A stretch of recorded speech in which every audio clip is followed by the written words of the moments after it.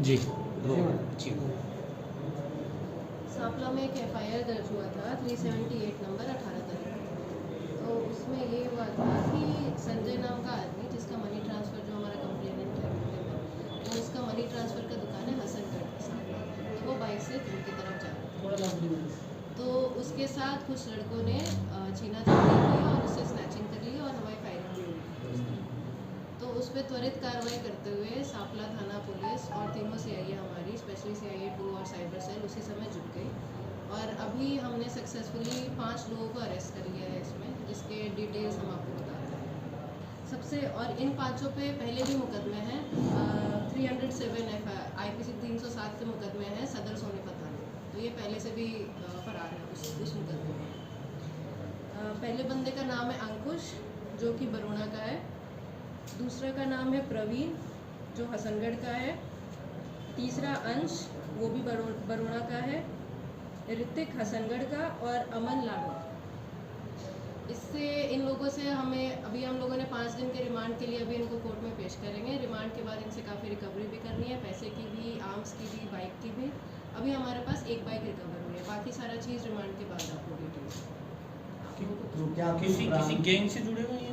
नहीं, ये किसी गैंग से नहीं जुड़े हुए, ये वैसे जो गांव में जो लड़के हैं नशे के आदी होते हैं तो वो नशे के लिए जो क्राइम में इन्वॉल्व हो जाते हैं उस टाइप के लड़के हैं। ऐसा कुछ अभी तक हमारे इन्वेस्टिगेशन में गैंग्स का नाम नहीं आया, हो सकता है रिमांड पीरियड के बाद कुछ हमें पता चले। मैडम कुछ प्राइमा फेसी ये लगा है कि और भी किसी इस तरह की घटना को अंजाम दिया हो इन लोगों ने? अभी तो मैंने बताया सदर सोनीपत में एक मुकदमा ऑलरेडी दर्ज है और एक जो मोटरसाइकिल इन्होंने 2 मोटरसाइकिल वारदात में है, एक तो हमने रिकवर कर ली है एक म्यूजियम से, एक और मोटरसाइकिल जो इन्होंने चोरी की थी हसनगढ़ से कुछ दिन पहले, तो वो मुकदमा भी एक खुल रहा है। तो जो ये लूट हुई थी क्या वेपन्स के वन पॉइंट पे इस तरीके से? जी वेपन बरामद हुआ? वेपन बरामद करना है, रिमांड पीरियड में करेंगे। अच्छा, कहाँ से बरामद किया इनको, कहाँ से पकड़ा? अच्छा, अंकुश, प्रवीण और अंश को हमने बहादुरगढ़ बाईपास से अरेस्ट किया है और ऋतिक और अमन को समझाना रोड से। अच्छा, क्या एक्टिविटी थी उसमें, क्या अच्छा? ये दोनों एक्चुअली इस केस में क्या था कि ऋतिक और अमन जो है वो रेकी कर रहे थे। वो बता रहे थे जब ये दुकान से निकल के बाहर आया अपने मनी ट्रांसफ़र के दुकान से, तो कोई रेकी भी तो करना चाहिए, तो ये रेकी ये दोनों कर रहे थे और ये इन लोगों को इन्फॉर्मेशन दे रहे थे कि अब इसकी लोकेशन है, अब इसकी लोकेशन है। और बाकी जो 3 लड़के हमारे वो दूसरे मोटरसाइकिल पे इनके पीछे लगे हुए और फिर जहाँ पे इनको मौका मिला वहाँ पे इन्होंने फिर इनको कट करके और फिर ये वारदात। किस तरह से लूट की घटना को अंजाम दिया था इन्होंने उस समय जो लूट की घटना हुई उसे किस तरह से अंजाम दिया? जैसे मैंने अभी बताया कि अमन और मनी ट्रांसफ़र की वहाँ से ही रेकी शुरू कर दी थी इन्होंने। उसके बाद फिर ये उनके साथ डायरेक्ट टच में थे, जो बाकी 3 लड़के हैं हमारे अंकुश, प्रवीण और अंश, इनके साथ टच में थे और ये उनके पीछे पीछे लगे हुए। और फिर जहाँ पे इनको मौका मिला, जहाँ पे खाली रोड था, ये अपना सांपला और खरखोदा के बॉर्डर पे पड़ता, उस एरिया पे इनको रोकने का मौका मिला, वहाँ पे क्लियर एरिया, वहाँ पे रोक के फिर इन्होंने वारदात की। कितने हथियार इस्तेमाल किए गए वारदात में? अभी तक इन्होंने एक का ही बताया है, तो अभी तक ऑन पेपर हमारे पास एक ही हथियार का इन्फॉर्मेशन। क्या उम्र है इन लड़कों की? इन लड़कों की उम्र 18 से 25 साल के बीच में रेंज तो क्या सिर्फ नशा है जिस कारण घटना को अंजाम दिया? नशे के कारण लूट कर दी? बहुत सारे इसके रीजंस हो सकते हैं, बट हमें प्राइमरीली लग रहा है नशा है, क्योंकि एम्प्लॉयमेंट भी नहीं है इनके पास, तो नशा और एम्प्लॉयमेंट दोनों कारक हो सकते और परिवार इनके क्या करते हैं? हैं। परिवार गाँव में खेती बाड़ी करते हैं। पेट्रोल पंप या कहीं गाड़ियों को रात को चुरा ले जाना, इस तरह की वारदातों से निपटने के लिए क्या इंतजाम आप लोग कर रहे हैं? जी, हम सांपला के बारे में बता सकते हैं। सांपला सब डिवीज़न में हमने दोनों SHO ने और हमने स्पेशली काम किया था जब हम आए थे यहाँ पे, तब से शुरू कर दिया था।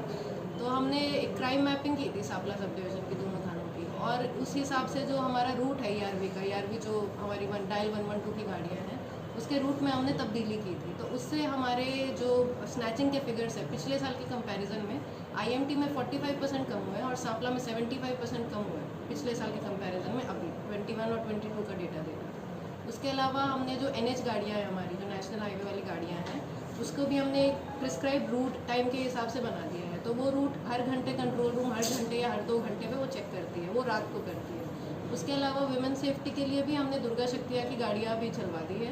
एक गाड़ी महम में चलती है, एक गाड़ी सांपला में चलती है, बाकी जो राइडर्स है वो शहर को कवर करती है। एक सांपला की अगर बात करें, जो मेन बाजार है उसमें बहुत भीड़ भाड़ का इलाका है और खासकर संडे या जो सैटरडे का एरिया होता है, तो ये मान के चले कि ज़्यादा दिक्कत होगी। जी, तो सांपला एरिया में वहाँ पे जितने भी दुकानदार हैं उनसे हमारी मीटिंग होते रहती है, चौकी इंचार्ज की भी होती है, SHO की भी होती है। तो उसमें हम लोग जनरली उनको भी हिदायत देते हैं कि जितने हो सके उतने आप लोग कैमरा लगवाएं। वहाँ पे नाइट पेट्रोलिंग भी होती है, फुट पेट्रोलिंग भी होती है। मार्केट एक NH वहाँ पे ही रहती है रेगुलरली, तो प्रिवेंटिव एक्शन तो ले रहे हैं, बट फिर भी अगर कुछ होता है तो ट्रेस करने की कोशिश कर रहे हैं। अच्छा, नशा ज़्यादा बढ़ रहा है मैडम जी इलाके में, आपके जी। इलाके में नशा जो है, जी। नशा तस्करी बहुत ज़्यादा है, क्योंकि बहादुरगढ़ नज़दीक है, उधर से जो है तकरीबन जितने भी नशा के तस्कर पकड़े गए हैं जी उसी इलाके से पकड़े गए हैं। जी। तो किस तरह से प्रबंध तो किया? नशा के लिए हमने जैसे एक प्रोग्राम भी चलाया था अवेयरनेस के लिए, क्योंकि नशा के लिए दो चीज़ कर सकते हैं, एक तो आप पुलिस एक्शन ले सकते हैं, दूसरा या तो आप सोसाइटी में सुधार ला सकते हैं। पुलिस एक्शन जैसे हमारे पास कोई FIR होती है, उसमें त्वरित कार्रवाई होती है, हमारे SHO हमारे CIA उसी समय जितना भी एफर्ट होता है लगा के उनको लाने का कोशिश करते हैं।